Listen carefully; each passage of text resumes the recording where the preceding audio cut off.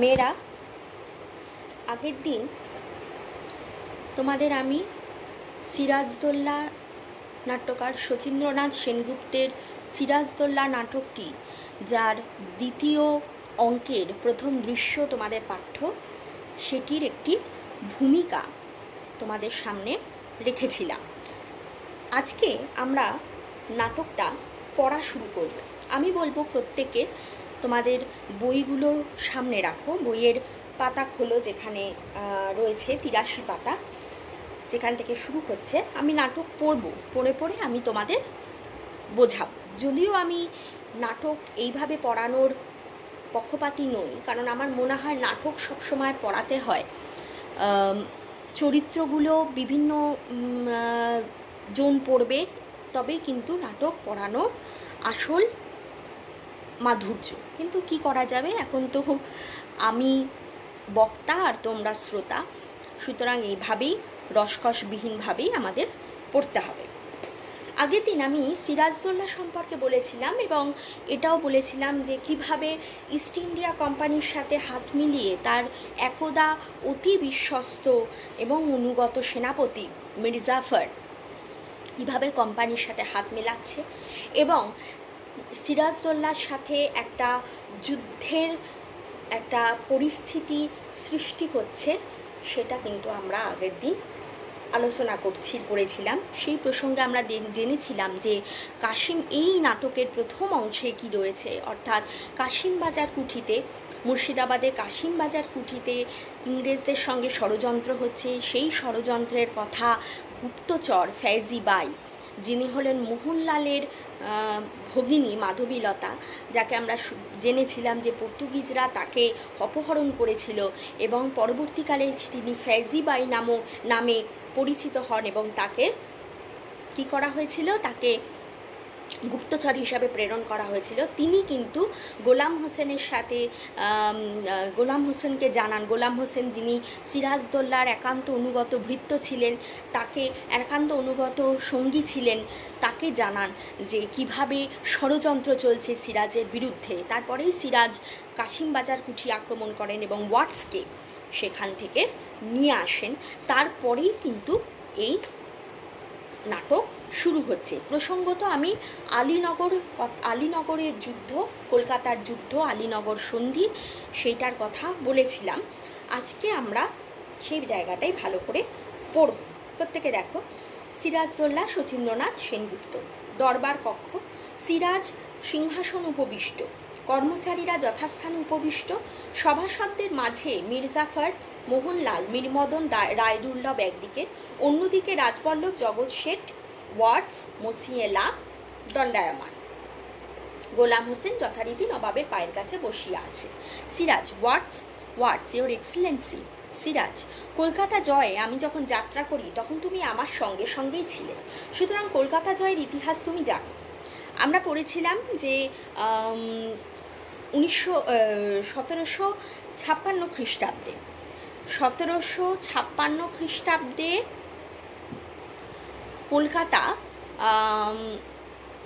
কলকাতায় সেই সময় রবার্ট ক্লাইভ ফোর্ট উইলিয়াম দুর্গ তৈরি করেছিলেন, নবাবের নিষেধ সত্ত্বেও তৈরি করেছিলেন এবং সেই জন্য নবাব সিরাজদৌল্লা কলকাতা আক্রমণ করছেন এবং কলকাতার সেই ফোর্ট উইলিয়াম দুর্গ বা কলকাতা তিনি জয় করছেন এবং কলকাতার নাম রাখছেন আলীনগর। তারপরে যখন রবার্ট ক্লাইভ এবং অ্যাডমিরাল ওয়াটসনের কাছে সেই কথা গিয়ে পৌঁছচ্ছে, তখন তারা কলকাতায় চলে আসছেন এবং তারা কলকাতা পুনরুদ্ধার করছেন, অর্থাৎ সিরাজদৌল্লা তার কাছে পরাস্ত হচ্ছে। এবং তার মাঝে আমরা এটা আগের দিন পড়েছি যে কিভাবে 1756 সালে যখন প্রথমবার কলকাতা জয় করছেন সিরাজ, সেই সময় কিভাবে ব্ল্যাক হোল ট্র্যাজেডি বা অন্ধকূপ হত্যার যে কাহিনীটি, সেই ঘটনাটি কিভাবে ঘটছে, অর্থাৎ একটা ছোট্ট কুঠুরিতে কিভাবে 146 জন পরাস্ত ইংরেজ সৈন্যকে ঢুকিয়ে দেওয়া হচ্ছে এবং তারা শ্বাসকষ্টে এবং প্রচণ্ড গরমে, জলে প্রচণ্ড তৃষ্ণায় তাদের মধ্যে 126 জনই মারা যাচ্ছে। সেটা আমরা ব্ল্যাক হোল ট্র্যাজেডি বা অন্ধকূপ হত্যা, তোমরা প্রত্যেকেই ইতিহাসে পড়েছ, সেটা তোমরা জানো। এবং তারপরেই কিন্তু রবার্ট ক্লাইভ আবার কলকাতা পুনরুদ্ধার করছেন এবং সেই সূত্রে আলীনগরের সন্ধি স্বাক্ষরিত হচ্ছে 1757 সালের 9 ফেব্রুয়ারি। এবং আলীনগর সন্ধিতে কি হচ্ছে প্রত্যেকে একবার দেখো, চোখ রাখো।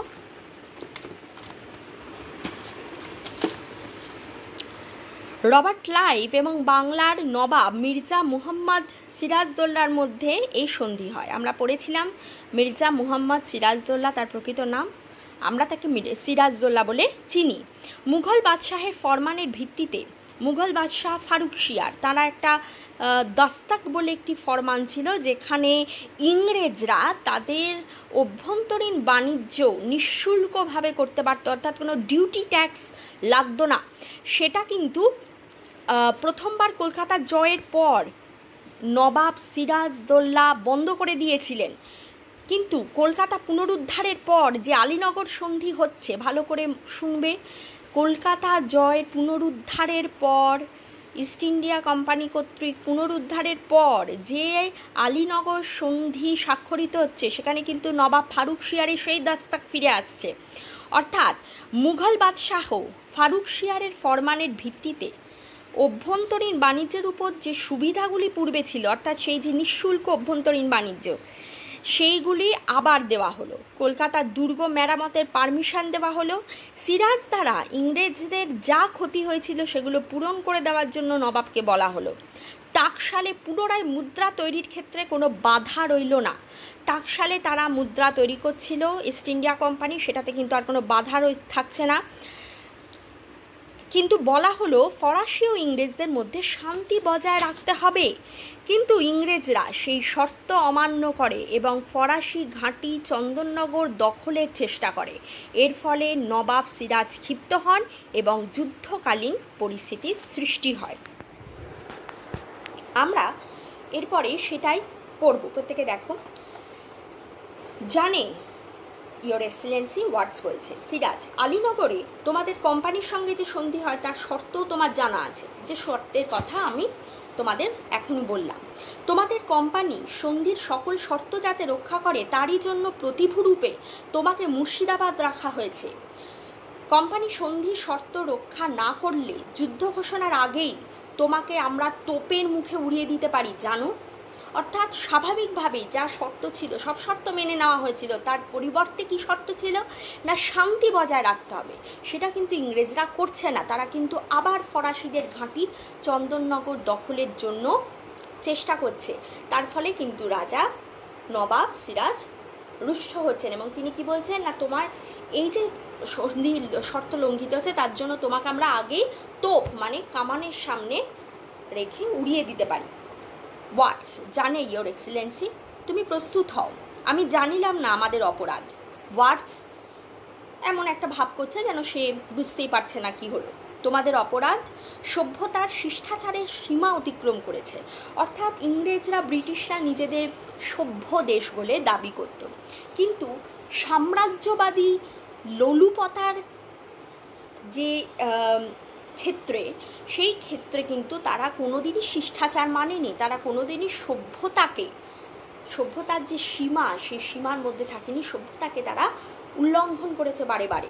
স্পর্ধা তোমাদের আকাশস্পর্শী হয়ে উঠেছে। স্বাভাবিকভাবেই বারে বারেই কিন্তু একই কাজ করছে ইস্ট ইন্ডিয়া কোম্পানি, তারা কিন্তু যা যা নিয়ম সেই নিয়মগুলোকে ভাঙছে এবং নিজেরা নিজেদের জায়গা থেকে মোটেই নড়তে চাইছে না। শুধু শান্তিভঙ্গের আশঙ্কায় আমি এতদিন তোমাদের সঙ্গে ভদ্র ব্যবহার করে এসেছি, শান্তিভঙ্গ যাতে না হয় সেই জন্য আমি তোমাদের এতদিন কিছুই বলিনি, শুধুই সাবধান করে এসেছি, কিন্তু ভদ্রতার অযোগ্য তোমরা। সিরাজের এইরকম ক্ষিপ্ত মনোভাব, ক্রুদ্ধ মনোভাব কিন্তু অত্যন্ত সঙ্গত। ওয়াটস আবার বলছে, আপনার অভিযোগ বুঝতে পারলাম না সিরাজ মুন্সিজি। অ্যাডমিরাল ওয়াটসনের পত্র, অ্যাডমিরাল ওয়াটসনের কথা আমরা পড়েছি। রবার্ট ক্লাইভের সঙ্গে অ্যাডমিরাল ওয়াটসন এসে কিন্তু কলকাতা পুনরুদ্ধার করে। সেই অ্যাডমিরাল ওয়াটসনের সঙ্গে ওয়াটসের পত্র বিনিময় হচ্ছে এবং সেখানে পরিষ্কার ষড়যন্ত্রের জায়গাটা লেখা রয়েছে। অর্থাৎ ষড়যন্ত্র যে হচ্ছে সেটা কিন্তু সম্পূর্ণ পরিষ্কার জলের মতো। মুন্সিজি একখানি পত্র বাহার করলেন। সিরাজ, এই পত্র সম্বন্ধে তুমি কিছু জানো? মুন্সি পত্র ওয়াটসকে দিলেন, ওয়াটস পড়িতে লাগিলেন। শেষের দিকে কি লেখা আছে? ওয়াটস, I now acquaint you that the remainder of the troops which should have been here long since, and which I hear the colonel told you he expected, will beat at Calcutta in a few days, that in a few days more I shall dispatch a vessel for more ships and more troops, and that I will kindle such a flame in your country as all the water in the Ganges will not be able to extinguish.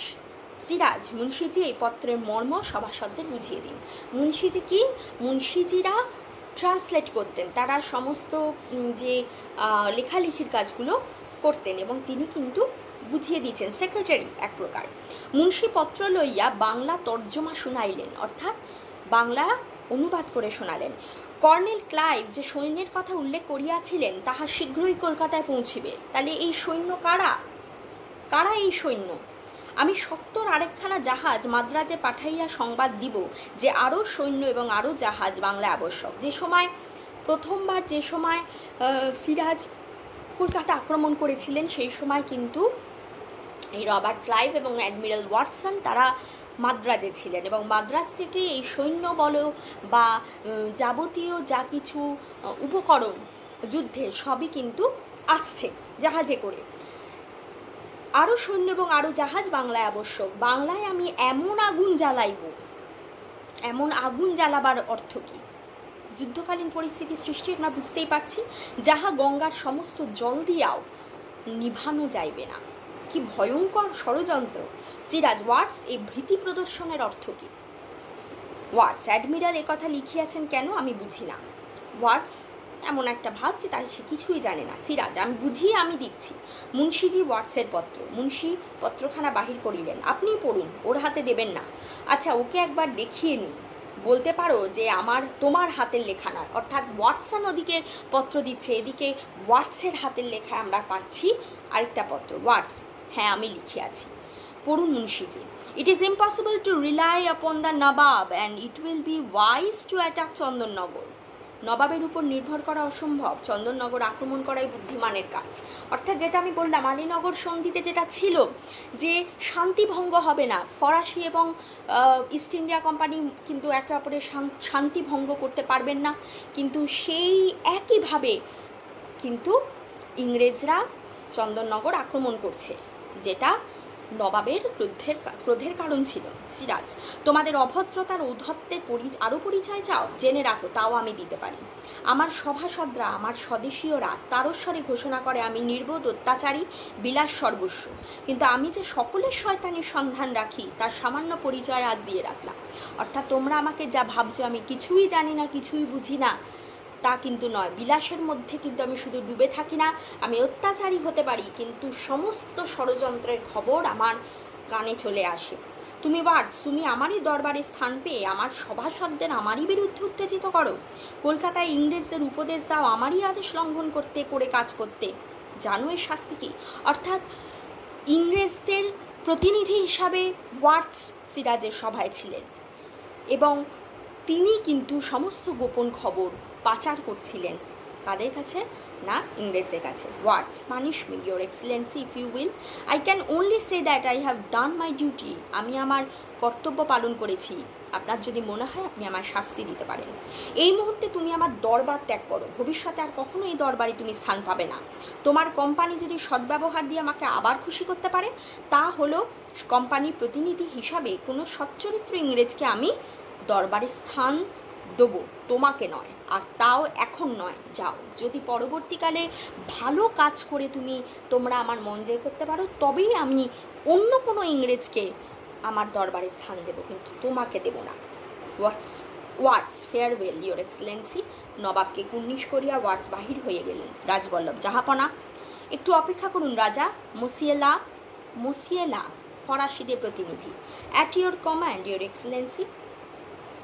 তোমাদের কাছে আমি লজ্জিত, তোমরা ফরাসিরা বহুদিন থেকেই বাংলাদেশে বাণিজ্য করছো। আমার সঙ্গে তোমরা কখনো অসৎ ব্যবহার করোনি।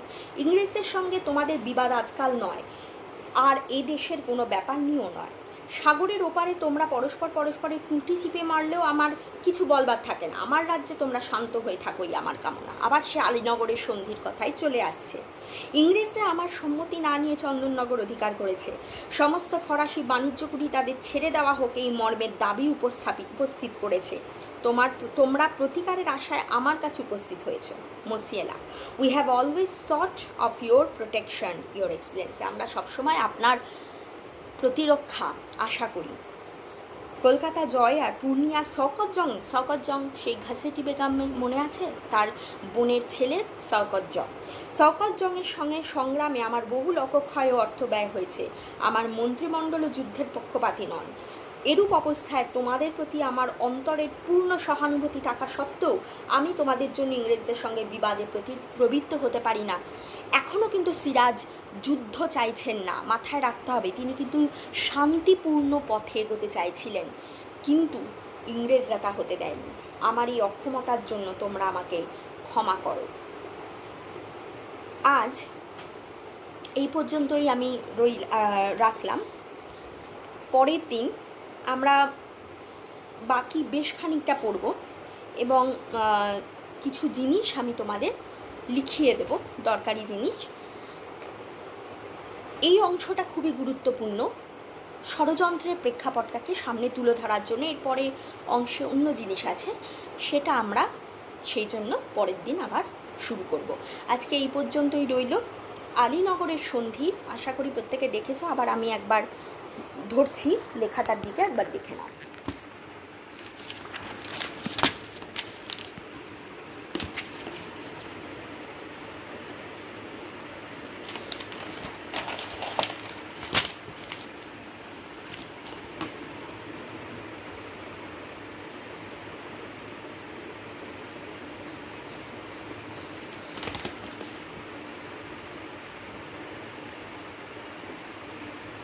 আজকে এই পর্যন্তই রইল। পরের দিন আমরা বাকি বেশ কিছুটা অংশ পড়ব। সেদিন অন্য বিষয় নিয়েও আলোচনা করব।